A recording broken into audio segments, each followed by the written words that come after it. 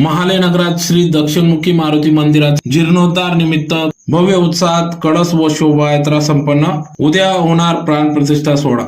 धुळे शहरातील साक्री रोडवरील महाले नगरात पुरातन श्री दक्षिणमुखी हनुमान मंदिराचा जीर्णोद्धाराचं काम पूर्ण झाले असून श्रीराम दरबार, शिवलिंग, माता पार्वती आणि श्री गणेशाची मूर्ती प्राणप्रतिष्ठा करण्याचा भव्य सोहळ्याचं दिनांक 30 मार्च ते 1 एप्रिल या कालावधीत आयोजन करण्यात आले असून त्या निमित्ताने आज दिनांक 29 मार्च 2025 रोजी सायंकाळी 5 वाजता धुळे शहरातील पांझरा नदी किनारी श्री पंचमुखी हनुमान मंदिर, नदीकाठ ते दक्षिणमुखी हनुमान मंदिर, महाले नगर पर्यंत भव्य कळस यात्रा व शोभायात्रा काढण्यात आली. यावेळेस मोठ्या संख्येने महिला वर्ग या कळस व शोभायात्रेत सहभागी झाले होते. यावेळेस यांच्यासह पुरुष वर्ग देखील मोठ्या संख्येने सहभागी झाले. तर प्राणप्रतिष्ठा व धार्मिक विधीचा कार्यक्रम 3 दिवस पार पडत असून आज भव्य शोभायात्रा काढण्यात आली. तर 1 एप्रिल 2025 रोजी सायंकाळी 7 ते 10 या वेळेत महाप्रसाद भंडाराचे आयोजन करण्यात आले असून या भव्य